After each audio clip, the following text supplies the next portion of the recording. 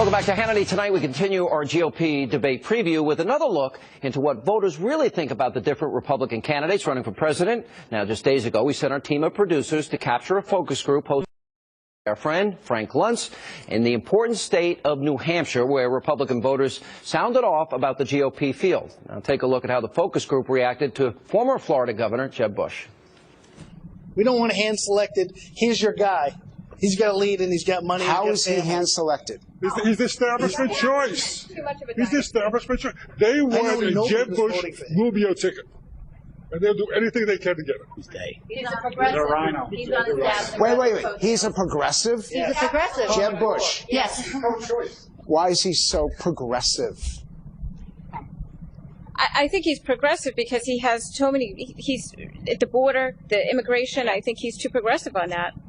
He's a big government guy. I mean, he might have been a little bit fiscally sound when he was down in Texas, but you know what? He's a big government, Florida, excuse me, a big government guy, and he's pro-choice, and he's an absolute establishment candidate who got all his bucks through big PACs. Do you have a problem with Jeb Bush? The country needs a stronger conservative president, and he's just not it. I have a problem with him because he just seems insincere compared to the other candidates. He's checking notes. He doesn't really seem like he's got a belly full of fire compared to the other candidates. Yeah, I don't feel he's really engaged, and I just think a Bush-Clinton ticket is just more of the same. I don't think that he deserves all the criticism that he's receiving, because if you look at his record as Florida governor, he has been conservative. He's just not inspiring. But he's the poster child for the establishment candidate, and I'm tired of the establishment. Here now with analysis, the man behind the focus group, pollster Frank Luntz. That was pretty harsh. Yeah, if you're labeled establishment, it's even worse than being labeled a moderate in these days. They want someone who they themselves choose, and they don't want to feel like that choice is foisted on them. And the second aspect for Jeb Bush, they like him as a person. We didn't hear any of that in this conversation. But they really do like him as a person. They're not convinced that he's tough enough, and that's what they're really looking for. Someone's going to really take it to Hillary Clinton in the fall. All right. He did get high marks on the issue of reforming the VA. Let's roll that tape. Veterans died while waiting for care at the VA hospital last year. But only 2 people were fired for lying about the wait times. 2 people. We trust veterans. We trusted them to fight for us. We should trust them to be able to choose their own doctor, and reforming VA will be a high priority. All right, strong ratings, not off the charts, but pretty solid. Yeah, but he's got to stop reading his speeches. Yeah, whoever is working with him has to get in front of him and say, I'm sorry, Governor, no more reading. You're going to speak from the heart, and you're going to be a better communicator for it. You know, Frank, I did one teleprompter speech in my life. It was the worst speech I ever gave. I take a microphone, I might throw down a few notes, and that's it. Talk from your heart. I agree with you. Very important.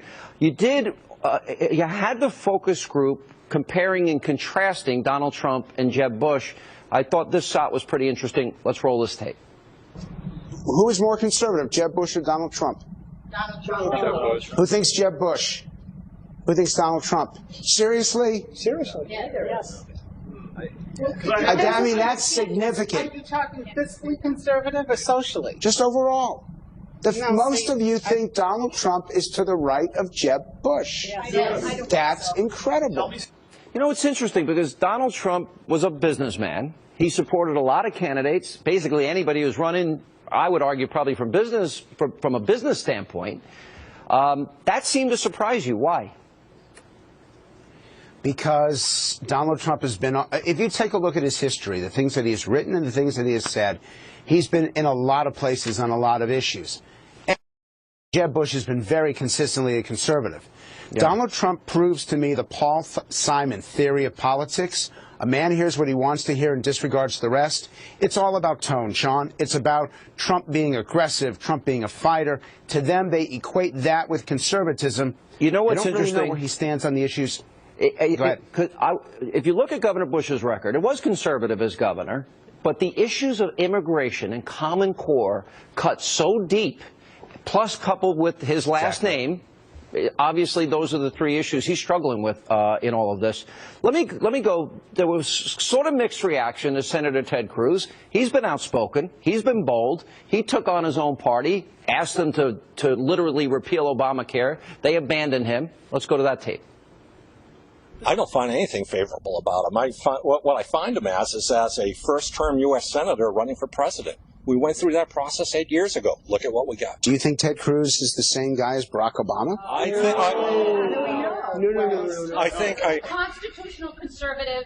He has a proven record that we can vet, and he is a wonderful communicator, and we haven't had one of those since Ronald Reagan. When he stood up in the floor of the Senate and talked all that time, he almost caused a government shutdown. We did not need that. It hurt the Republican Party. He's one of the few senators that went to Washington to fight Obamacare, and he's doing it. The rest surrendered. I like that he's so principled, but I worry about him working with Democrats. I don't care. I don't think Democrats. You don't care. The Democrats aren't going to work with the Republicans, so it's not necessarily a big deal. He knows he's not well liked in Washington, but he's willing to speak up. And because of what he did, they won more seats in 2014. I think she's right. I think because he took a stand, that's why people like him. That's why people like him. The challenge for Ted Cruz is not just to demonstrate that he's smart, everyone knows it, or that he's conservative, every Republican knows it. He has to demonstrate that he can defeat Hillary Clinton by being principled, by being focused, by being intense. And that's a challenge. New Hampshire voters, make no mistake, they are principled conservatives, but they desperately want to win, and they want to vote for someone who they know can beat Hillary Clinton. All right, we have Scott Walker, we have more Donald Trump, and we have Chris Christie, more of Frank Luntz right after the break, but coming up next. They pulled all the stops to keep him away. They're afraid of him. They went to his parents' house. They went to his house. They protested. They picketed. And they closed down the State House. But he continued the course, and that's what we need. We have more New Hampshire focus group voters giving their opinions coming up next and later. Welcome back to Hannity. And tonight we continue to examine what Republicans really think about the GOP field. And when Frank Luntz spoke with a focus group of voters in New Hampshire about New Jersey Governor Chris Christie, as you're about to see, well, the conversation became very heated over an embrace that took place back in 2012. Watch this. I can't get the picture out of my mind of after Superstorm Sandy when Obama landed in New Jersey and he just cuddled right up to him. He comes off as arrogant. Just arrogant. Very arrogant, very condescending. I never forgave him for hugging Obama. Right. Yeah. It's just a hug. I agree with that. I can't let it go. You don't have to embrace him. There's multiple pictures on different visits where he's sitting there full embrace. Shake his hand. It was a complete shakedown when he was hugging Obama. He claims he's for small government. We had natural disasters before there was a FEMA agency, and now he's cuddling up to him to get more money. But at that point in time, you had a natural disaster. New York City had been whacked. The Jersey coast had been whacked. You got to work together at that point in time to fix the problem. I think we're just making too much out of a photo. I mean, if you actually look at his state and how it's been for the past 4 years that he's been governor, it hasn't gotten any better. So, I mean, we have to look at that record. You also have to remember that New Jersey is a 75% blue state. That's why he had to do it. Also, taxes through the roof, which haven't gone down under his leadership. He's supposed to be for small government. Taxes have gone up under his leadership. He's in a blue state. He's a Republican. And what does he do? He acts like a Democrat. Frank Luntz is still with us. You know, I said to the governor when I interviewed him, I was still angry about, he says it wasn't a hug. All right. I was still angry about that. That hurt Mitt Romney. You know, Andrew Cuomo didn't invite him in, nor did Michael Bloomberg, but Chris Christie did. It's obviously you have a very well-informed group of voters there. They didn't forget like I didn't forget. Well, it's tough, and I have to tell you, and I don't know if you've got a soundbite, Chris Christie's language does better than any other candidate. I mean, his say what you mean what you say approach. He's scoring incredibly high on the dials. Maybe only Rubio and Walker come close to him. But when you ask questions about what you think of him, you get those responses right there. They love what they hear from him, but they're still deeply mad at him. Let me go to Scott Walker, and this is from his announcement speech. We were there in Wisconsin at the time. Let's roll the tape. Americans deserve a president who will fight and win for them. Someone who will stand up for the right to life, liberty, and the pursuit of happiness. Someone who will stand up for our religious freedoms and all of our other constitutional rights. Someone who will stand up for America. You see, it doesn't matter whether you come from a big city or a suburb or a small town. I will fight and win for you. Very solid remarks, the way you like it, without any notes. He's not reading a speech. That resonated pretty well. There's no sport coat. I didn't even see a tie with him. He's casual, he's committed, he's passionate, but he's not yelling at you.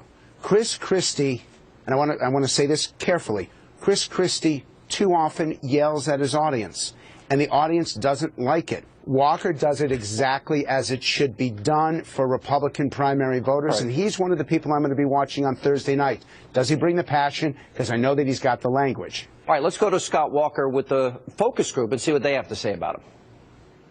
Wisconsin's not exactly the most conservative state in the country.